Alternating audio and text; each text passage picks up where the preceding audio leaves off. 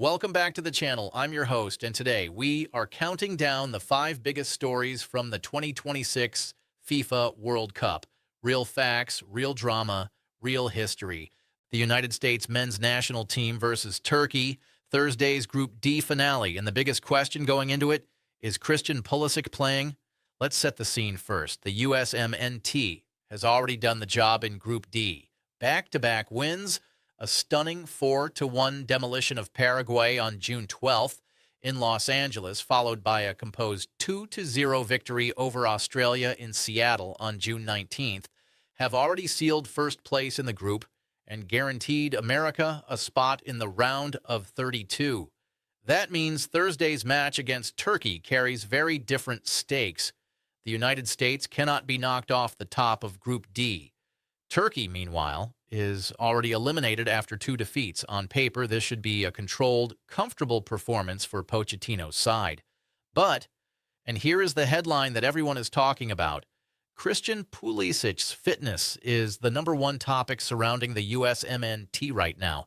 Here are the facts. Pulisic suffered a calf injury in the opening match against Paraguay. He left at halftime after playing through the pain, telling reporters afterward that adrenaline carried him through the first 45 minutes. He then missed the Australia match entirely, a significant blow to the team's attacking threat. Without their captain and most dangerous player, the United States still won 2-0, but Pulisic's absence was notable. In the days leading up to the Turkey match, U.S. Soccer confirmed that Pulisic is available for selection.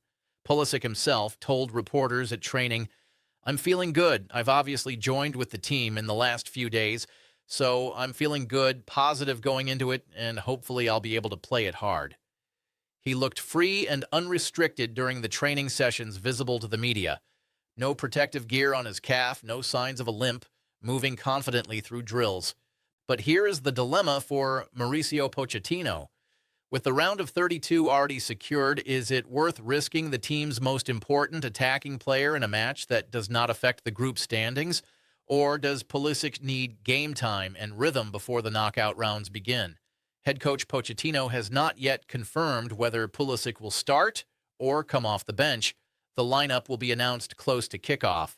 But the answer to that question will tell us a great deal about how Pochettino is thinking ahead to the knockout stage. What is clear is this yellow card accumulation is a major consideration.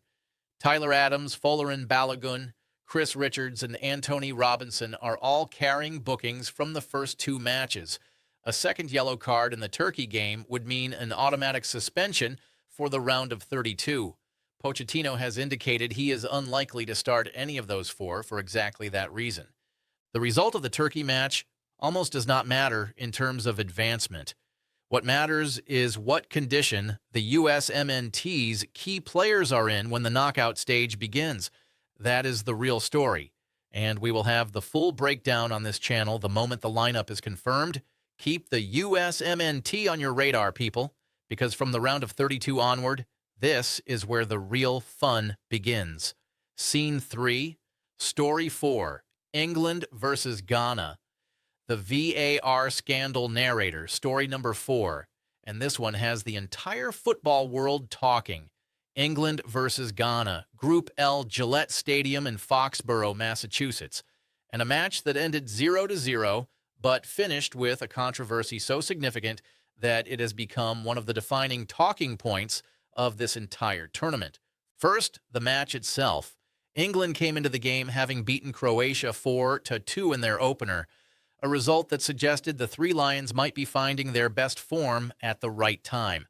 Ghana, meanwhile, had beaten Panama 1-0, 2 winning teams, both looking to solidify their positions in Group L. What unfolded was a match of stunning tactical discipline from Ghana and growing frustration from England. Thomas Tuchel's side dominated possession, recording 79% of the ball, which is reportedly the highest possession percentage by any team that failed to score in a World Cup match in the past 60 years. Harry Kane went close. Jude Bellingham had moments, but Ghana, organized, compact, and determined, refused to crack. But the match will be remembered for something else entirely. 2 moments of controversy that have set the football world ablaze. First, a collision involving Ghana substitute Prince Kwabena Adu and England goalkeeper Jordan Pickford outside the penalty area. Adu was chasing a long ball, Pickford rushed out to clear, and the two collided. In real time, it appeared that Pickford had committed a foul on Adu, but the referee, Said Martinez of Honduras, ruled the foul in England's favor. VAR reviewed the incident and did not overturn the decision. Then, in the dying minutes, Ghana substitute Prince Adu was played in behind the England defense and appeared to be caught by a challenge from Ezri Konsa. Again, no penalty was given. Again, VAR failed to intervene. Ghana coach Carlos Queiroz, who was managing at his 5th World Cup, went absolutely nuclear in the post-match press conference.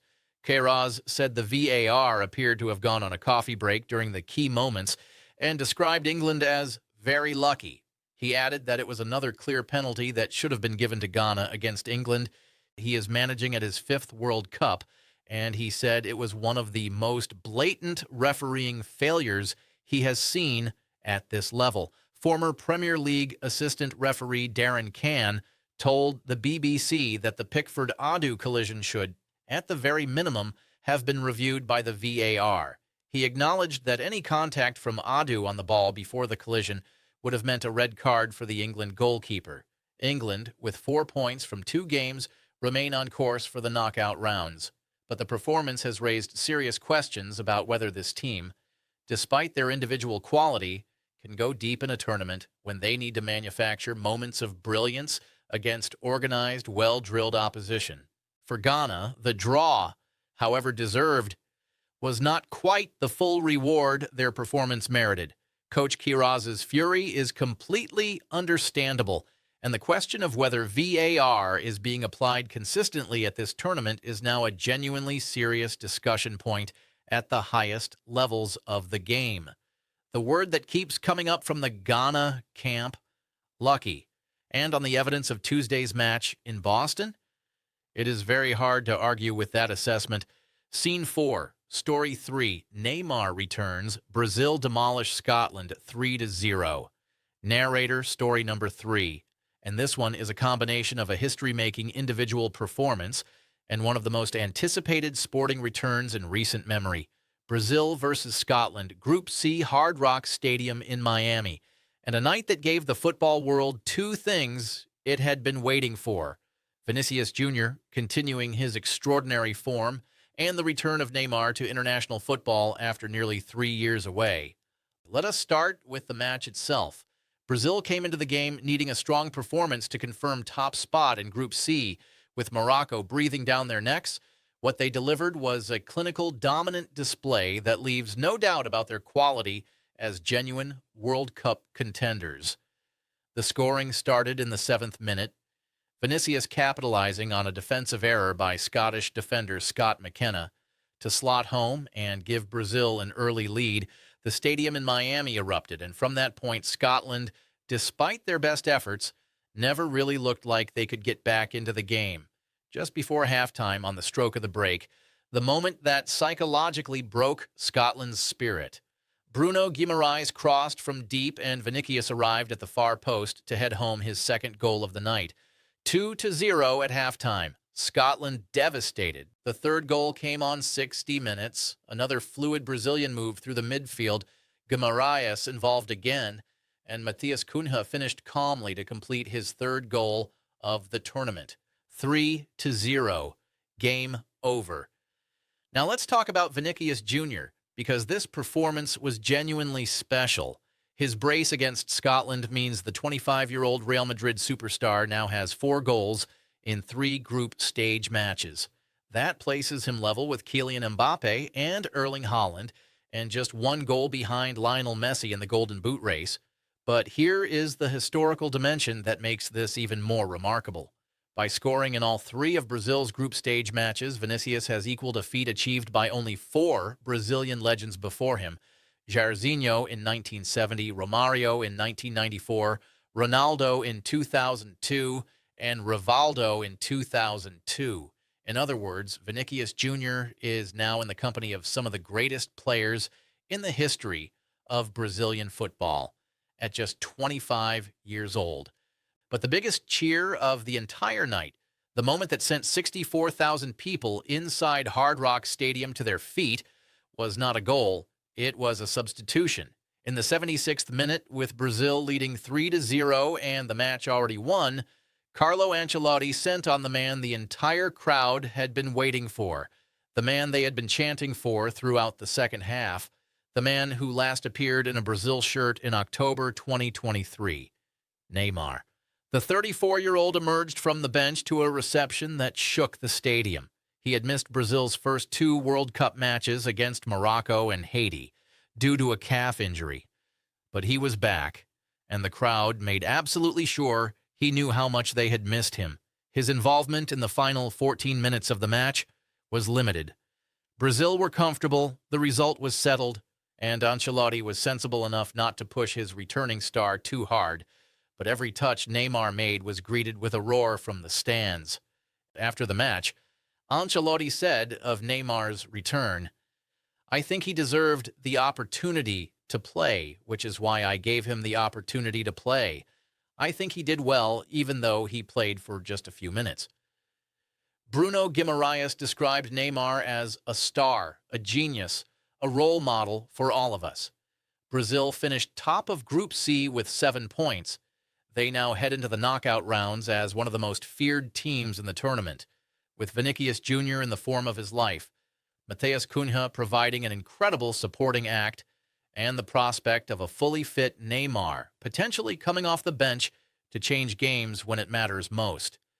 This Brazilian team, with Carlo Ancelotti orchestrating from the sideline, looks genuinely ominous. And if Vinicius keeps scoring and Neymar keeps getting sharper, they could go all the way. Scene 5, Story 2, South Africa makes history. Narrator, Story number 2. And this one is about more than football. This one is about an entire nation's dream finally coming true. South Africa, Bafana, and the most historic result in South African football history. Let us set the scene. Estadio BBVA in Monterrey, Mexico, a warm June evening. South Africa, who had stumbled to a 2-0 defeat against co-hosts Mexico and scratched out a 1-1 draw against Czechia, needed to beat South Korea in their final group match to have any chance of advancing. Not only that, they needed to win. A draw would not be enough. They were up against a South Korean side that boasted some of the biggest names in global football, a side that on paper was significantly stronger and more experienced. Most experts had written South Africa off. They had appeared at 3 previous World Cups, 1998, 2002, and as hosts in 2010, and had never progressed beyond the group stage, not once. In 4 attempts spanning nearly 3 decades of World Cup football, Bafana had always fallen at the first hurdle. Until Wednesday night, coach Hugo Broos made a bold tactical decision for this must-win match, ditching his 3-flat midfielder setup in favor of a more attacking 4-2-3-1, with young creative midfielder Relebohile Mofokeng handed his first start of the tournament. The decision to blood Mofokeng from the beginning was a statement of intent. Broos was going for the win. No safety nets, no caution, attack. The match was tight in the first half. South Korea, knowing a draw would likely see them through, were dangerous, especially through their attacking players. South African goalkeeper Ronwen Williams was tested. The defense held firm, but South Africa were growing into it. At halftime, South Korea coach Hong Myungbo made 3 substitutions to try to swing the momentum, including bringing on captain Son Heung-min. But the South African response to that was extraordinary, because it was not South Korea who found the goal. In the 63rd minute, a moment that will be remembered in South African sporting history forever, substitute Chepang Moremi collected the ball on the left flank, beat his marker, and delivered a low pass across the edge of the penalty area. 22-year-old winger Thapelo Masako controlled it, shifted onto his left foot, and fired a precise finish into the near corner. 1-0. South Africa lead. The pandemonium that followed was something else entirely. The South African fans inside the stadium, a tiny pocket of gold and green in a crowd that had largely expected a South Korean win, erupted, Players sprinted from every direction to celebrate with Maseko, and here's the story of the goal scorer that makes this moment even more special. Thapilo Maseko had suffered a long and painful period of injury and loss of form in the years leading up to this World Cup. At one point, he had gone 662 days without a competitive start for any club team. He had written on social media about the fire inside him fading.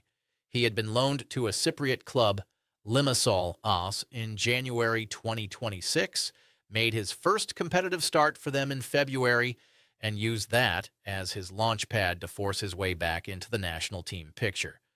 2 months later, he was scoring one of the most important goals in the history of South African football. The final 25 minutes were tense and nerve-wracking. South Korea pushed, probed, and created chances. Son Heung-min had moments, but South Africa's defense, disciplined, organized, and utterly determined, refused to concede. Ronwen Williams made saves. Clearances were made off the line. The clock ticked down. And then the final whistle. The South African bench flooded the pitch.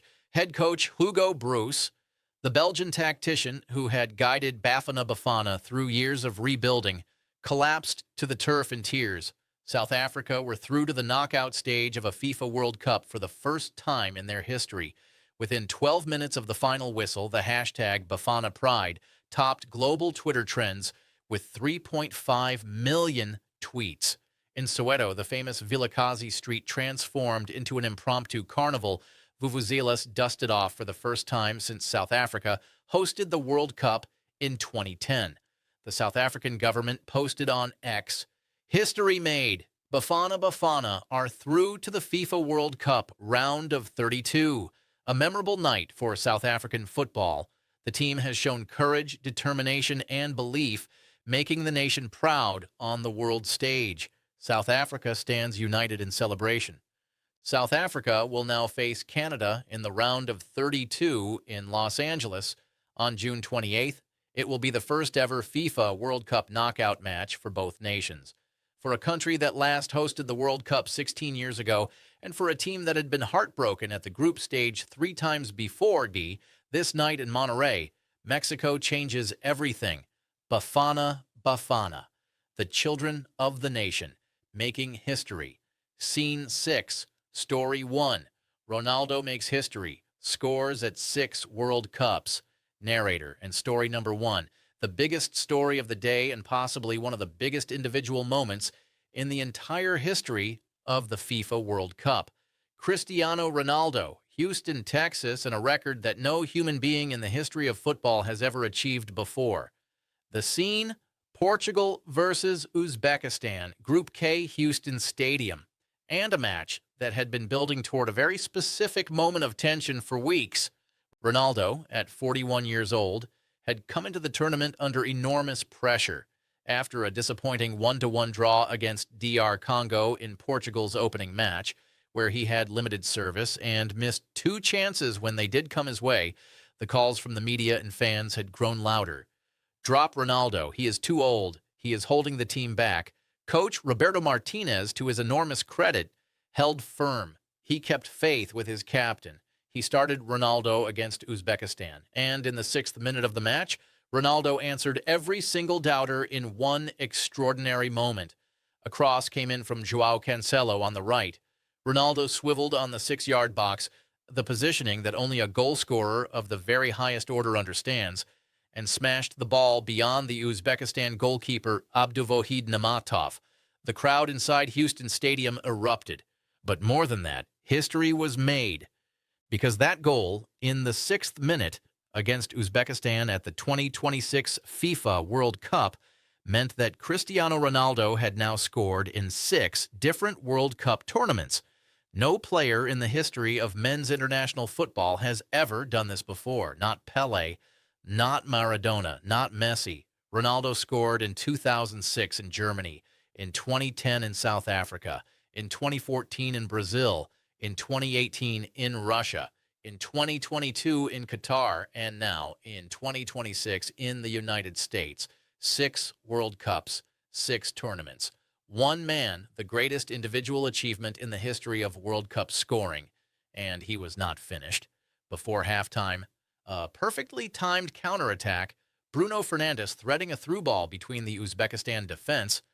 Ronaldo broke clear, kept his composure, and rolled in a controlled finish to complete his brace, his 10th World Cup goal overall, breaking a tie with the legendary Eusebio to become Portugal's all-time leading scorer in the tournament.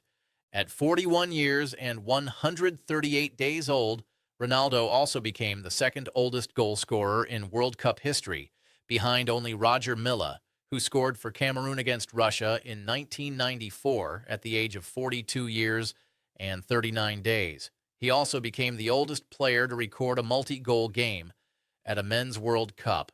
Portugal completed the rout. Final score 5-0.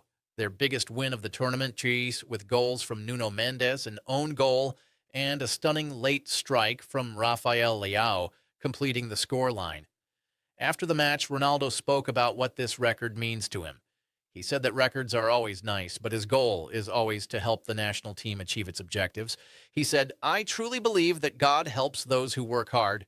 It's always been that way in my career. Nothing's going to change. I'm very happy.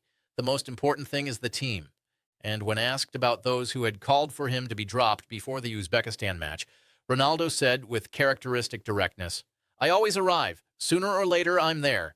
664 days without a start for any club."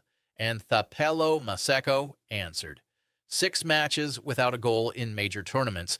And Ronaldo answered, "This World Cup is telling the world a simple truth. Never write off greatness." Ronaldo's 2 goals bring his international career total to 145 goals, a record he holds by 23 over Lionel Messi. This is also likely to be Ronaldo's final World Cup, a glittering career that includes 5 Champions League titles, the 2016 European Championship with Portugal, and now the greatest individual scoring achievement in World Cup history. Portugal, top of Group K with 1 match remaining against Colombia, are into the knockout rounds, and if Ronaldo is playing like this, do not count Portugal out of anything. Scene 8. Outro. Final thoughts and your predictions. Narrator. What a day. What an absolute day of World Cup football. Let me sum it up one more time for you. Cristiano Ronaldo became the first player in history to score at 6 FIFA World Cups, an achievement that may never be matched. South Africa made history by reaching the knockout stage of a World Cup for the first time. An emotional, incredible, unforgettable night in Monterrey. Neymar returned for Brazil as Vinicius Jr scored twice to take his tournament tally to 4 goals. Brazil looking like genuine World Cup winners in waiting. England were rescued by VAR in a 0-0 draw with Ghana that had the football world demanding answers, and Ghana's furious coach saying what most people were thinking. And the USMNT, already through to the knockout rounds, face Turkey on Thursday as Christian Pulisic edges closer to a return that could be crucial for America's World Cup dream. 5 stories, 5 extraordinary moments, 1 day of World Cup football, and we are only at the group stage. Imagine what is coming in the knockout rounds. If you enjoyed this video, hit that like button right now. It genuinely helps us more than you know. Drop your biggest story of the day in the comments below. I want to know what moment hit you hardest today. And if you are not subscribed yet, what are you waiting for? Click that button now. We are going to be here for every single moment of this World Cup, and it is only going to get better from here. Until next time, I will see you at the next match. Let's go.